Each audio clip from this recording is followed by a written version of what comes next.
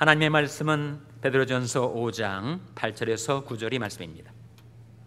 근신하라 깨어라 너희 대적 마귀가 우는 사자같이 돌아다니며 삼킬 자를 찾나니 너는 믿음을 굳게 하여 저를 대적하라. 이는 세상에 있는 너희 형제들도 동일한 고난을 당하는 줄을 알미니라. 아멘. 우리 하나님 말씀 묵상하기 전에 다시 한번 기도하시겠습니다. 하나님 감사합니다. 무더운 더위 가운데서도 저희 건강을 지켜주시고 저희 마음과 삶 속에 평강 주시고 이 밤에 다시금 하나님 앞에 나와서 찬송으로 하나님께 영광 돌리게 하시고 이 시간에 하나님의 말씀을 저희들이 묵상하고자 하오니 주님께서 저희와 함께 계셔서 주님의 말씀을 가르쳐 주시고 깨닫게 하여 주시옵소서. 예수님의 이름으로 기도하옵나이다. 아멘. 할렐루야. 저에게 평강이 복을 기원하는 마음으로 샬롬 인사 나누시기 바랍니다. 샬롬. 샬롬. 오늘도 수요예배 잘 나오셨습니다. 오늘이 몇 월 며칠이죠? 오늘이 8월 15일입니다. 8월 15일. 광복 몇 주년이죠? 계산이 빠르신 분들은 딱 계산이 나오실 거예요. 2018 빼기 1945 몇 년이 나옵니까? 73주년. 광복 73주년. 그리고 대한민국 정부가 수립된 지 70주년. 똑같이 1945년 8월 15일, 1948년 8월 15일. 그래서 광복 73주년 대한민국 정부 수립 70주년을 맞이한 뜻깊은 날입니다. 386 세대라는 말 들어보셨어요? 전전 노무현 정권 때 국정을 주름잡았던 젊은 세대들을 가리켜서 386 세대라고 하는데 어디서 386이라는 이름이 나왔을까? 옛날에 컴퓨터 386이 있었지만 30세 그러니까 30대로서 80년대 대학을 다닌 80학번 그리고 나이로는 1960년생 60년대 출생한 사람들 386입니다. 그 사람들이 세월이 흘러서 지금은 다 586들이 됐죠. 50대 80년대 학번 60년대생 이렇게 된단 말이죠. 근데 386에 다른 뜻이 있답니다. 386은 뭐라고요? 3.1절도 모르고 8.15도 모르고 6.25도 모르고 386. 한국에 소위 건국절 논쟁이 벌어졌어요. 대한민국이라는 국가가 언제 건국이 되었는가? 지금까지는 1948년 8월 15일 건국절로서 알려져 있는데 진보 진영에서 현 정권이 들어서면서 1919년이 건국의 기점이다. 상해 임시정부 수립 때부터 따져야 된다. 그래서 내년이 2019년이니까 정확히 건국 100주년이다. 그런 논쟁이 한참 벌어지고 있습니다. 보수 진영에서는 1948년을 건국절로, 진보 진영에서는 1919년을 또 건국절로 서로 주장을 하고 있어요. 이 주장 가운데 한 가지 잊혀져 가는 것이 바로 1945년 8.15 광복절의 감격입니다. 일제치하에서 36년 동안 억압받고 신음하던 우리 백성이 해방과 독립을 맞이하게 된 것, 그것은 바로 하나님의 은혜의 역사였다라는 것이 잊혀져 가고 있습니다. 시편 126편에 여호와께서 시온의 포를 돌리실 때 우리가 꿈꾸는 것 같았었도다. 그때 우리 입에는 웃음이 가득하고 우리 혀에는 찬양이 찼었도다. 열방 중에서 말하기를 여호와께서 저희를 위하여 대사를 행하셨다 하였도다. 여호와께서 우리를 위하여 대사를 행하셨으니 우리는 기쁘도다. 정말 조국의 광복, 이제 73주년을 맞이한 우리 한민족의 해방은 하나님이 우리를 위하여 이루신 대사였습니다. 그 하나님의 은혜의 역사, 구원의 역사를 기억하고 그 하나님을 경외하고 그 하나님께 나와 기도하고 겸손히 하나님 앞에 부복하고 하나님을 섬기는 우리 나라와 민족이 될 수 있도록 기도해 주시기 바랍니다. 여호와께서 시온이 포로를 돌리실 때 우리가 꿈꾸는 것 같았도다. 여호와여, 남방 시내들 같이 우리 포로된 것을 돌리소서. 그런 기도를 우리가 하게 됩니다. 오늘 본 말씀 베드로전서 5장 8절 9절 다시 한번 같이 읽겠습니다. 베드로전서 5장 8절 9절 말씀 같이 읽겠습니다. 시작. 근신하라, 깨어라, 너 대적 마귀가 우는 사자같이 두루다니며 삼킬 자를 찾나니 너는 믿음을 굳게 하여 저를 대적하라. 이는 세상인 너희 형제들도 동일한 고난을 당하는 줄을 알미니라. C.S. 루이스가 말한 대로 오늘날 현대 마귀의 제일 가는 전략은 사람들로 하여금 자기가 존재하지 않는 것처럼 인식시키는 것이다. 사람들이 오늘날 같은 과학 문명 시대에 무슨 마귀가 있다는 말인가? 신화적인 얘기가 아닌가?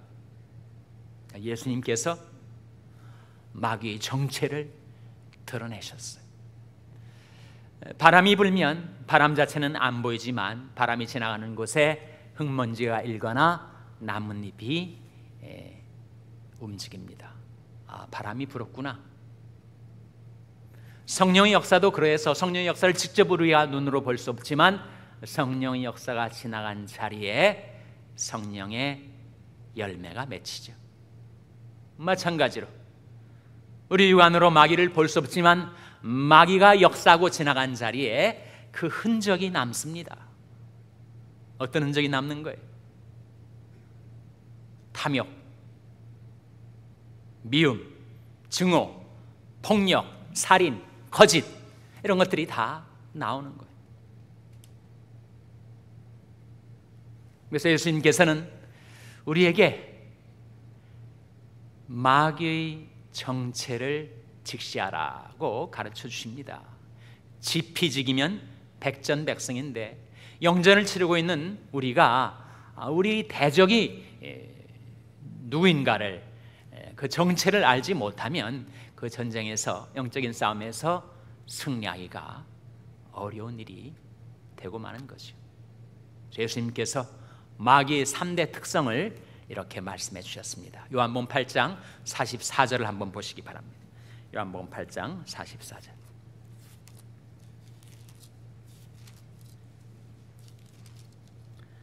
요한복음 8장 44절 말씀은 신약성경 160면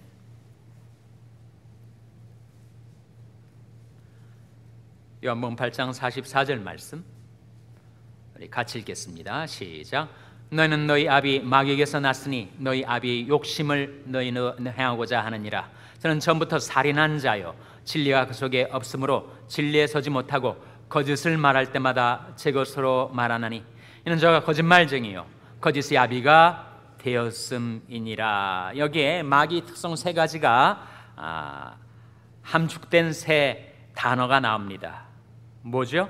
욕심, 살인, 거짓. 발견하셨어요? 성령이 바람이 불어간 자리에 의와 평강과 희락이 남죠. 마귀가 역사하고 지나간 자리에 이 세 가지, 욕심과 살인과 거짓이 남습니다. 그래서 정말 우리가 사는 이 세상은 악한 자 안에 처한 것이 돼서 이 세상에는 너무너무 인간이 악한 탐욕, 서로 미워하고 질시하고 증오하고 저주하고 폭력을 행사하고 살인하는 일들, 그리고 온갖 거짓말들, 이 세상에는 정말 범람하죠. 이게 다 마귀의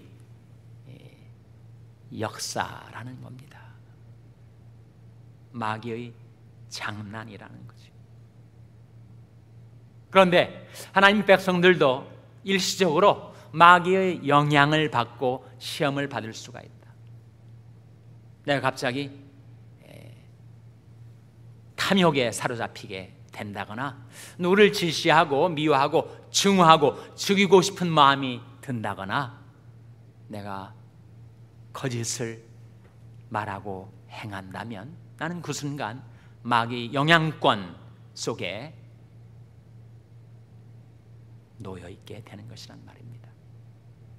그래서 오늘 하나님의 말씀은 우리에게 근신하라 깨어라 너희들 저 마귀가 못과 같이 라고 했습니까? 우는 사자와 같이. 우는 사자가 뭐라는 거예요? 사람이 아무리 힘센 장수라도 사자를 상대할 수 있습니까? 그만큼 마귀는 우리보다 훨씬 힘이 센 존재, 간계와 능력이 뛰어난 존재라는 거죠. 너희들 중 마귀가 우는 사자같이 두루다니며 삼킬 자를 찾는다. 한 번, 두 번 시험과 유혹을 보내서 무방비 상태로 그것을 받아들이고 그 덫에 올무에 걸려들면 여지없이 그를 삼켜버리려고 호시탐탐 노리고 있는 너희 영적인 대적 마귀의 정체를 직시하라. 그래야 마귀의 영적인 공격으로부터 우리가 기습을 당하지 않아요. 무방비 상태에 있다가 시험에 들고 걸려 넘어지는데 내가 어디에 걸려 넘어지는 것조차도 깨닫지 못한다면 그 전쟁에서 어떻게 승리할 수가 있겠습니까? 그래서 지금도 처처에 횡행하는 마귀와 악령들의 역사, 치열한 영적인 싸움이 지금도 진행되고 있는데 어떻게 하면 그 싸움에서 승리를 거둘 수 있는가? 오늘 본 말씀이 두 가지를 보여주고 있지 않습니까? 첫째는 근신하라 깨어라. 둘째는 너희 믿음을 굳게 하여 저를 대적하라. 발견하셨죠? 오늘 본 말씀에 나오지 않습니까? 근신하라 깨어라. 뭐라는 겁니까? 기도하라, 기도하라. 깨어 기도하라. 기도하지 않고 우리가 마귀와의 싸움에서 이길 수가 없습니다. 아니 영적으로 대비가 안 돼 있는데, 준비가 안 돼 있는데 그 싸움에서 어떻게 승리할 수가 있겠어요? 우리가 영적으로 깨어 있다면, 기도 가운데 깨어 있다면 우리는 마귀의 모든 관계를 사전에 다 파악하고 대비할 수가 있다 하는 것이죠. 둘째는 너희 믿음을 굳게 하여 저를 대적하라 라고 했는데 어떤 뜻입니까? 우리의 심지를 굳게 하라는 말일까요? 우리의 의지를 굳게 하라는 말일까요? 우리의 신념을 굳게 하라는 말일까요? 믿음을 굳게 하라는 것은 말씀을 굳게 붙들라라는 뜻이죠, 여러분. 믿음은 말씀의 산물. 그러니 믿음을 굳게 하여 저를 대적하라라는 뜻은 말씀을 굳게 붙들고 성령의 검을 써서 마귀를 물리치라라는 뜻입니다. 예수님에게도 다가왔던 세 가지 시험 어떻게 승리하셨어요? 다 기록되었을 때, 기록되었을 때, 기록되었을 때 하나님의 말씀을 굳게 붙드시고 성령의 검을 휘둘러 마귀를 격퇴시키지 않았던가를 기억하라 하는 거죠. 그런즉 너희는 하나님께 순복할지어다. 마귀를 대적하라. 그러면 너희를 피하리라. 하나님께 순복한다는 것은 그 하나님의 말씀에 순복한다는 것. 그래서 우리가 치르고 있는 영적인 싸움에서 우리보다 훨씬 능력도 많고 관계도 많고 괴계도 많은 마귀와 싸움에서 우리가 어떻게 이길 수가 있는가? 마귀의 정체를 직시하고, 바로 마귀의 3대 특성, 욕심과 살인과 거짓, 그 시험과 유혹에 깨어 기도하며 대비하고, 실제로 마귀의 영적인 공격이 내게 닥쳐올 때 그때 믿음을 굳게 해서 저를 대적하라. 말씀을 굳게 붙들고 성령의 검을 휘둘러 마귀를 대적하라. 영적으로 무장이 되어 있지 않는 사람들을 마귀는 우습게 봅니다. 놀이감으로 여겨요. 그러나 우리가 깨어 기도하고 하나님으로부터 계속 영적인 지시를 받을 수 있도록 경성에 있는 상태에서 우리가 성령의 검으로 무장되어 있으면 마귀는 함부로 범접을 못합니다. 우리들을 넘어뜨리려고 다가왔다가 그 날카로운 성령의 칼에 찌르고 배임을 당할까 봐 무서워서 함부로 범접을 못해요. 그런즉 너희는 하나님께 순복할지어다. 마귀를 대적하라. 그리하면 너희를 피하리라. 예수님께서 우리 앞서 이 시험 많고 죄악 많고 거칠고 험한 세상을 살아가시면서 이렇게 말씀하신 거 기억하시죠? 이것을 너에게 이름은 너희로 내 안에서 평안을 누리게 하려 함이라. 세상에서 너희가 환난을 당하나 담대하라. 내가 세상을 이기었노라. 우리 주님께서 앞서 세상을 이기셨으니 주님을 섬기고 따르는 여러분이 마귀의 모든 시험을 깨어 근신하여 기도하는 가운데 하나님의 말씀을 굳게 붙들고 믿음을 굳게 함으로 마귀를 대적하는 가운데 승리하게 되시기를 주님의 이름으로 축원합니다. 기도하시겠습니다. 아버지 하나님, 저희들이 살고 있는 이 세상 가운데 준동하고 횡행하고 역사하는 그 마귀의 간계와 영적인 공격으로부터 저희들이 어떻게 대처하고 승리할 수 있는지 말씀을 통하여 깨우쳐 주신 것을 감사드립니다. 근신하여 깨어 기도하며 살게 해주시고 하나님의 말씀을 굳게 붙들고 믿음을 굳게 하여 마귀를 대적하는 자로 살게 도와 주시옵소서. 우리 주님께서 항상 저희 곁에 서셔서 저희들을 도와주시고 저희들을 지켜주시고 주님의 승리에 저희들도 함께 참여할 수 있도록 저희들을 인도하여 주시기를 바라옵고 이 모든 말씀 예수님의 이름으로 기도하옵나이다. 아멘.